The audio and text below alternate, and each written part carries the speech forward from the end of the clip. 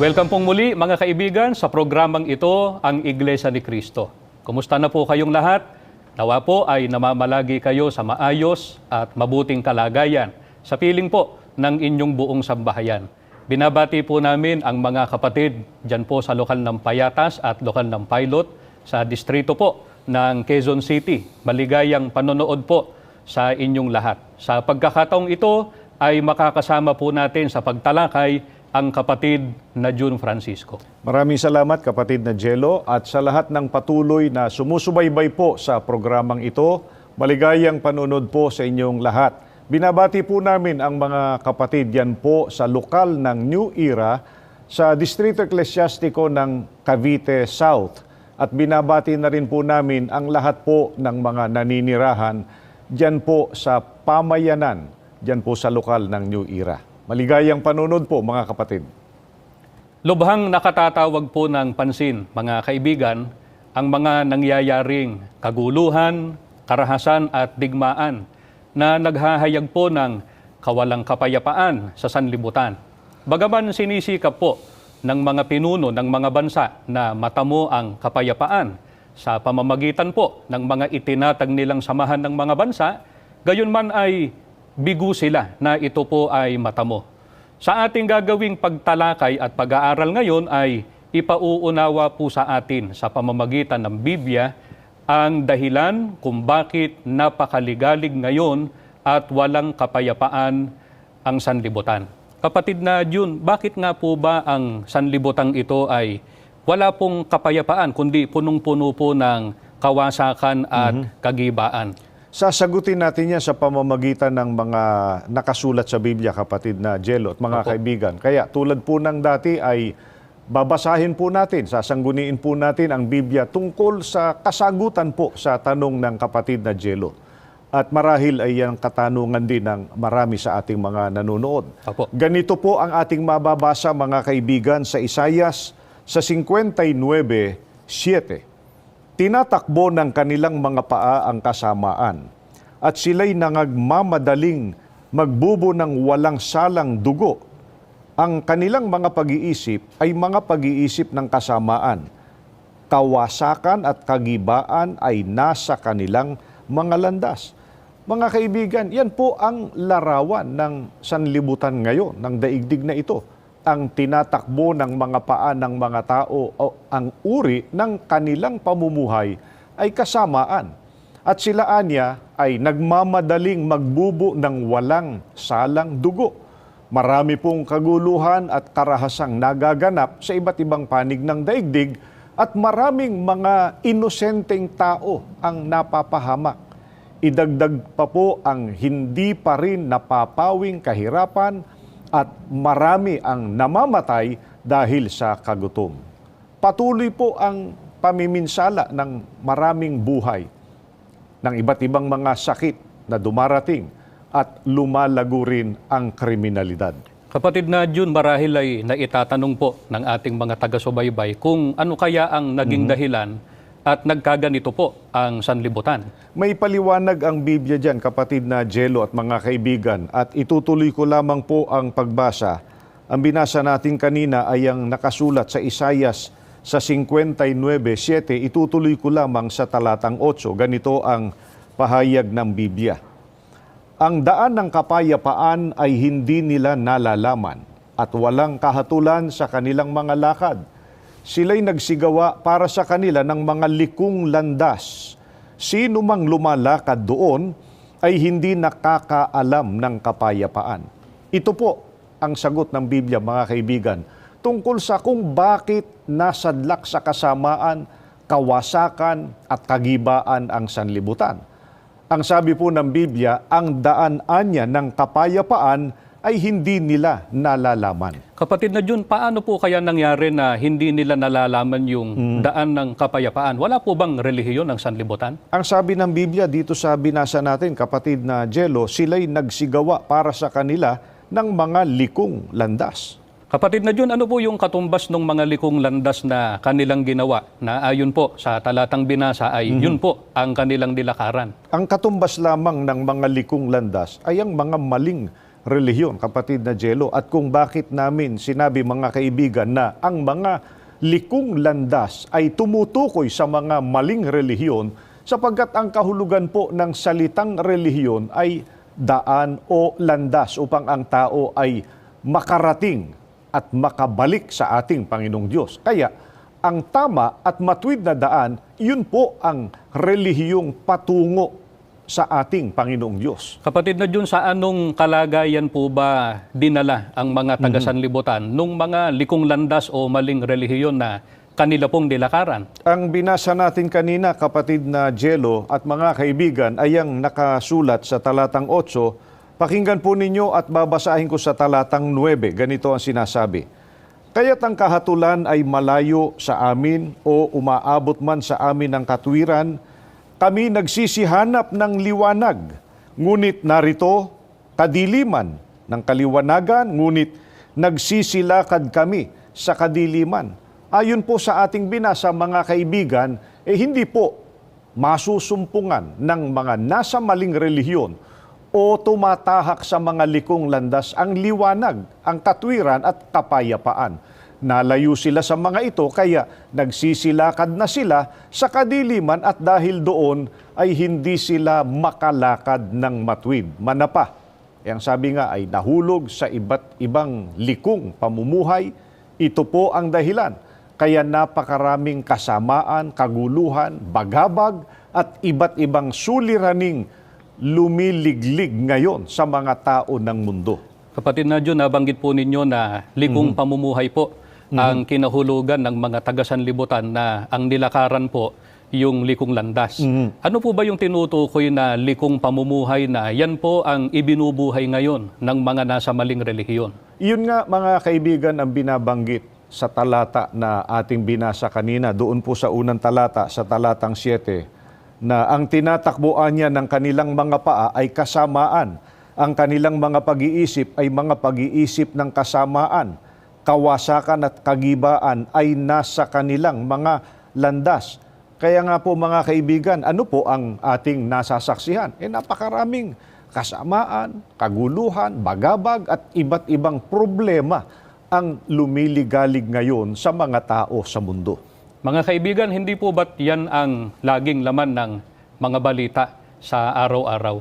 Pero kapatid na Jun, tanong po ulit natin sa Biblia, bakit po kaya napakaraming tao ang naakit na lumakad sa landas o relihiyon na ginawa lamang po ng mga tao? Mababasa natin ang kasagutan niya, kapatid na Jelot. Mga kaibigan, dito po sa Kawikaan, sa 14:12, ganito ang pahayag sa atin ng Biblia.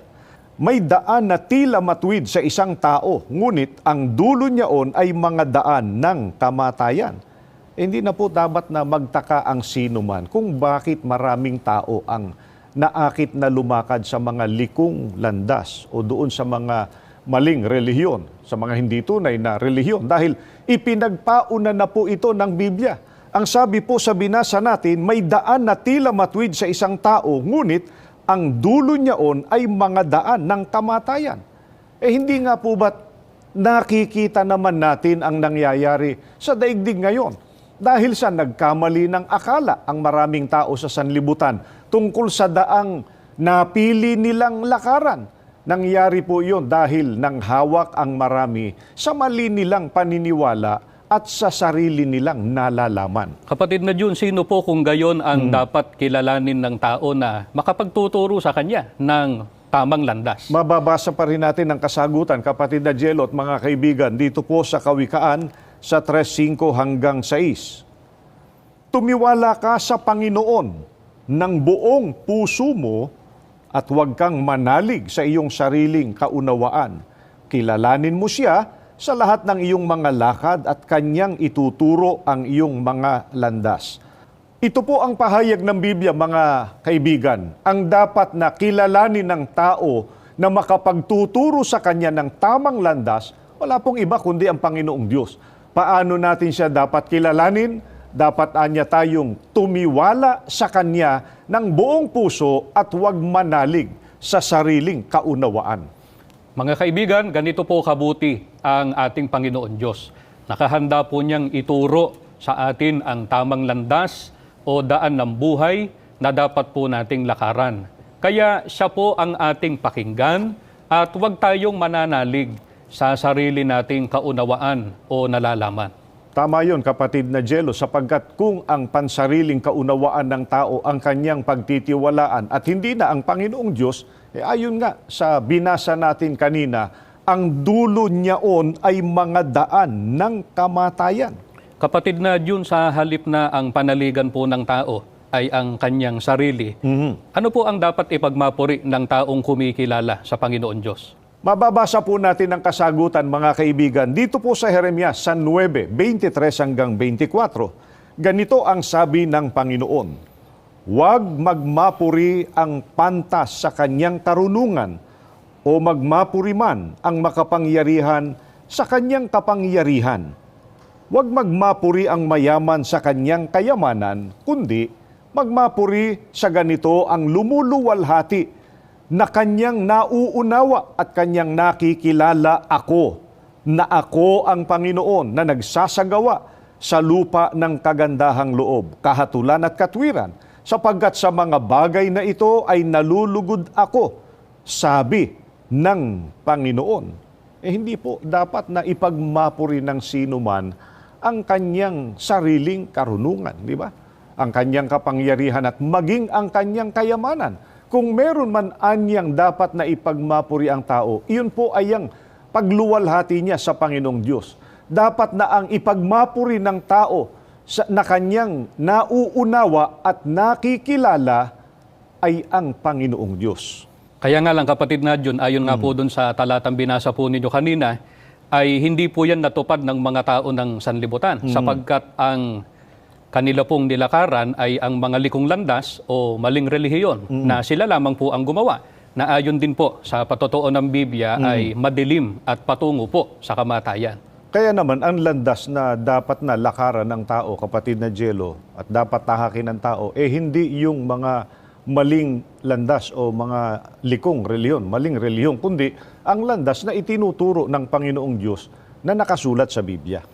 Mga kaibigan, abangan po ninyo sapagkat mamaya sa amin pong pagbabalik ay ituturo po sa atin sa pamamagitan ng Biblia kung alin ang landas na dapat lakaran upang ang tao ay huwag lumakad sa kadiliman at matamo niya ang tunay na kapayapaan. Samantala ay panoorin po muna natin ito.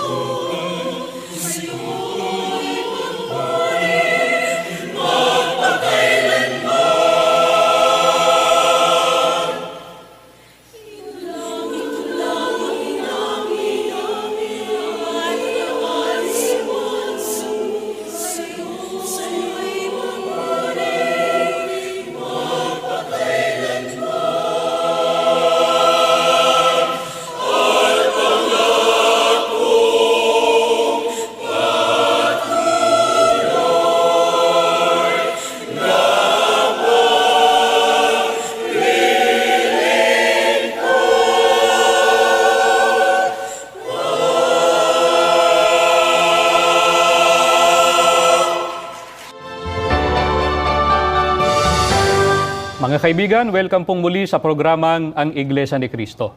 Kanina po ay itinuro sa atin ng Biblia na ang dahilan ng kawalang kapayapaan at kadiliman ng sanlibutan ay bunga ng paglakad ng mga tao sa mga likong landas na ang tinutukoy po na likong landas o daan ay ang mga maling relihiyon. Kaya upang matamo ng tao ang tunay na kapayapaan at maalis sa kadiliman, kailangan po niyang malaman ang tunay na daan patungo sa ating Panginoon Diyos. Kapatid na Jun, ano po ba ang lunas upang ang tao ay huwag pong lumakad sa kadiliman? Mababasa natin yan, kapatid na Jelot, mga kaibigan. Dito po sa Juan sa 8:12, ganito ang pahayag sa atin. Muli ngang nagsalita sa kanila si Jesus na sinasabi, "Ako ang ilaw ng sanlibutan. Ang sumusunod sa akin ay hindi lalakad sa kadiliman, kundi magkakaroon ng ilaw ng kabuhayan." Batay po sa binasa natin, ito'y pahayag mismo at pagtuturo ng ating Panginoong Hesukristo. Ang tao ay kailangang sumunod sa Kanya upang huwag lumakad sa kadiliman. Sapagkat ang sabi ng Panginoong Hesukristo, "Ako ang ilaw." Siya po ang ilaw. Ang sumusunod sa Kanya ay hindi lalakad sa kadiliman, kundi magkakaroon ng ilaw ng kabuhayan. Maaring sabihin po ng iba, kapatid na Jun, na ang nagpapahalaga naman daw po sa relihiyon ay yung sumusunod sa ating Panginoon Diyos. Meron pa nga pong nagsasabi na ang relihiyon daw po ay katulad ng ilog na patungo po sa dagat. Sumasang-ayon po ba ang Biblia dun sa sinasabi ng iba na ang lahat daw po ng relihiyon ay patungo po sa ating Panginoon Diyos? Hindi sang-ayon ng Biblia doon, kapatid na Jello at mga kaibigan, sapagkat mayroong pagtuturo mismo ang ating Panginoong Hesukristo na nilalabag nung ganung paniniwala na lahat daw ng ilog, marami man yan, ay iisa patutunguhan, di ba? Sa dagat, doon daw lahat patungo yan.